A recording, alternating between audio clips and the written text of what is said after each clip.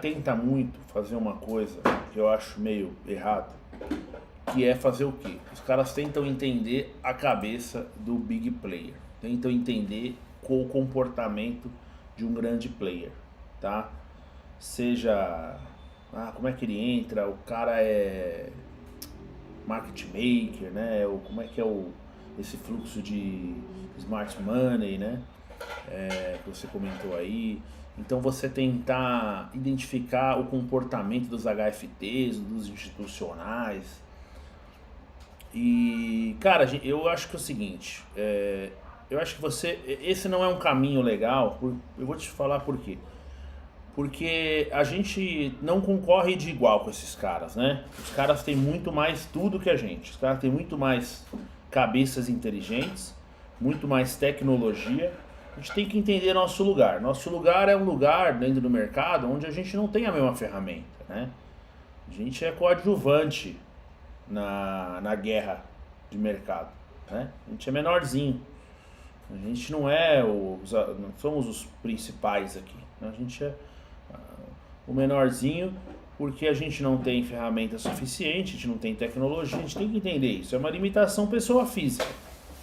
Tem essa limitação, por mais rico o cara seja de tecnologia que tem, ele nunca vai estar, a não ser que ele esteja dentro da mesa da UBS ou do institucional, ou convivendo com aquilo, né, dentro daquilo, trabalhando no institucional da corretora. Senão, por mais pessoa física rico que ele seja, ele nunca vai estar de igual ali. Então, assim, eu não caminho por esse lado de querer entender a estratégia dos caras, porque a gente está alguns passos atrás. Então, o que eu busco fazer?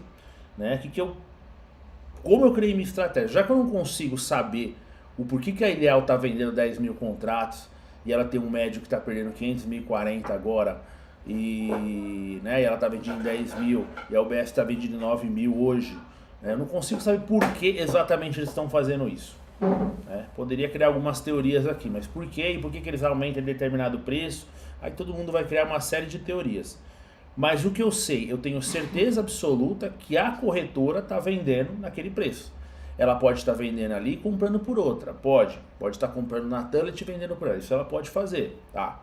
Mas eu tenho certeza que a corretora abriu posição em nome dela naquela quantidade, certo? Beleza.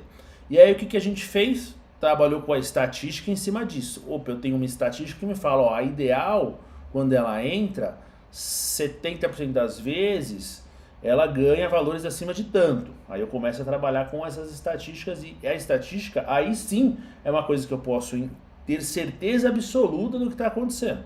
Não tem como alguém no mercado chegar e fazer um negócio por fora. Por mais institucional que seja, eu não posso, a corretora Ideal não pode chegar lá para o Itaú e falar, ó, tô querendo passar uns contratos aí, mas não queria que aparecesse no mercado, vão aparecer por debaixo dos panos. Isso não existe no mercado, né? Tem que aparecer ali, qualquer negociação. Tá comprando pela Ideal e vendendo por outra. Tá bom, vai aparecer a venda pela outra. Mas tá fazendo um negócio que tá zerando uma posição antiga. Tá bom, vai aparecer a posição antiga. As operações todas vão aparecer no mercado.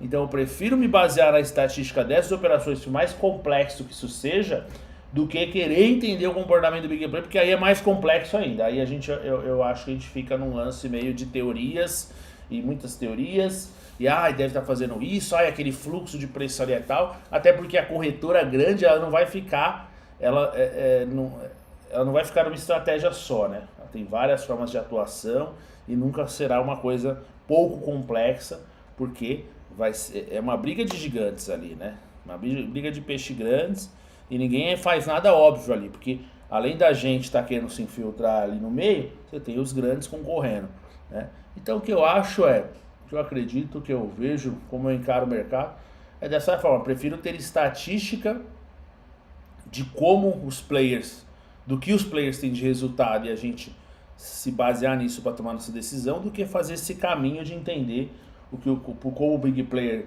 se comporta, por que o big player defende preço ali ou sai dali, entendeu?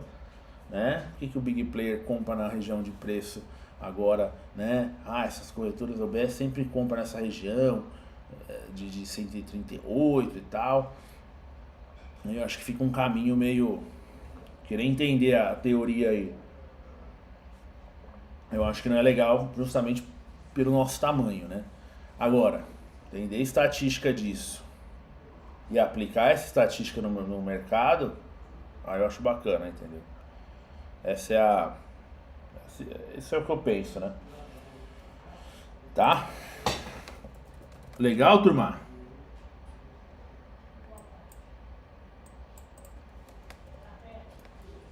Na verdade.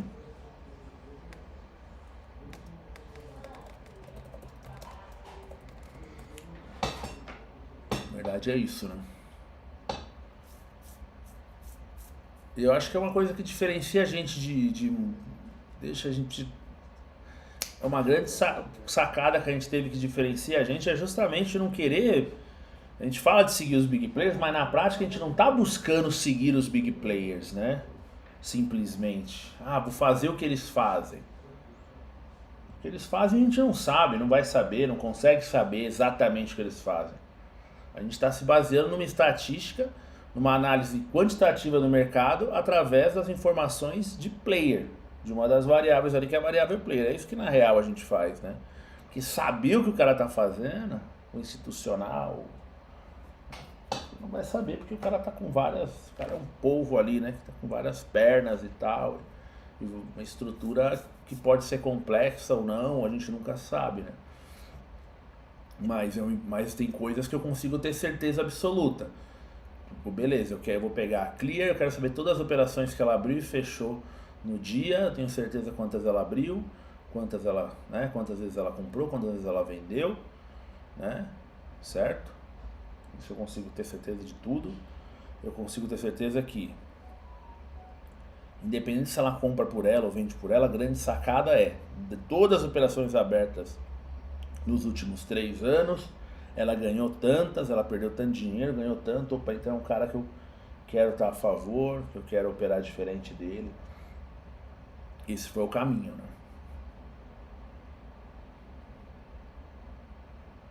Legal, turma? O conhecimento de tudo que tem no mercado, pô, quanto mais conhecimento, melhor. Quanto mais conhecimento, melhor. Mas eu acredito que a aplicação tem coisas que a gente não consegue aplicar, né? Tem teorias que a gente vai saber, mas putz, não tem como eu aplicar. Por exemplo, você pode saber um comportamento de HFT, a teoria muito bem desenhada de como o robô faz a arbitragem, né, de um contrato do cheio com o grande. Você pode desenvolver isso. Putz, se eu comprar em tal ponto, né? Se eu fizer dessa forma, tomar risco em alguns momentos, um risco calculado, aí você faz estratégia de covariância para você calcular risco, pá. Aí você cria uma arbitragem complexa entre mini índice e índice cheio, que de vez em quando vai tomar risco, vai ficar despernado, mas vai recomprar e você vai ganhar. Beleza, você sabe a teoria disso, da coisa mais linda do mundo. Agora, a aplicação, se você for pessoa física mero mortal ali, para você aplicar como um HFT, você não vai conseguir. Você tem que estar no meio da tecnologia, na mesma pegada dos caras ali, né? Para colocar isso em prática. Né? Teoria é legal de saber, mas tem teoria que só dá para colocar na prática se você tiver na mesma, né? Com a mesma ferramenta ali, né?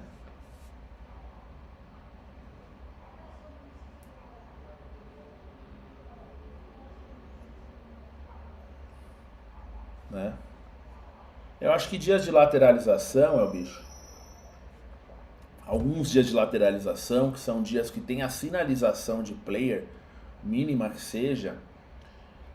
Quando você tem um dia, por exemplo, igual agora, tá? E em vários dias eu comentei isso, tá, bicho? Não é hoje não. Não é só hoje não. O que funciona? Além de eu estar vendido agora, por exemplo, né, de eu poder abrir uma posição de venda, eu fazer pequenas operações com o meu lado apontado para venda, tá? Então eu abro a operação ali no 0,5%, né? Me baseio então na lateralização. Qual que é a lateralização?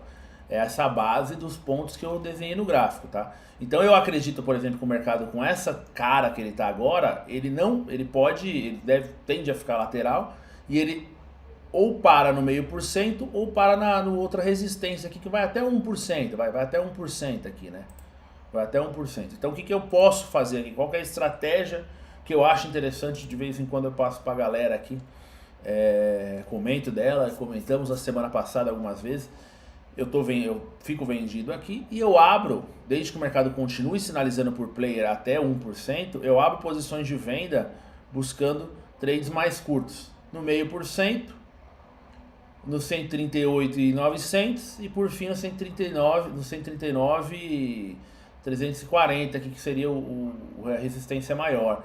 Se chegar no 139,40 e os players estiverem desconfigurados, aí eu fico fora dessa operação.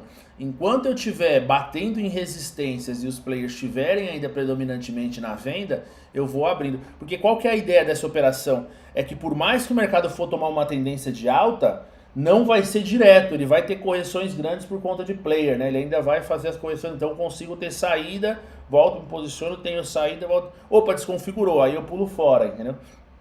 Mas enquanto o player estiver nessa sinalização, eu consigo ir fazendo trades mais curtos, desde que eu tenha essa sinalização por player. Agora, eu faço sempre a abertura na venda, porque o player está sinalizando mais venda do que compra para mim, tá? E eu acho legal, semana passada a gente comentou alguns dias sobre isso, né? São operações que me dão uma segurança, inclusive, de eu, cara, aqui eu acho que não vale a pena estopar, eu subo um pouco o stop, aqui vale a pena eu ficar um pouco mais na operação. Então, quando o mercado está lateral, mas tem uma sinalização de player, né? E geralmente não é tão forte essa sinalização, vai ser a sinalização que eu não tenho a XP talvez no primeiro ponto, eu não tenho tanto big player no lado oposto, né? Eu tenho ali mas eu tenho mais ou menos uma sinalização, né? Uma sinalização média, né? De média para forte e tal.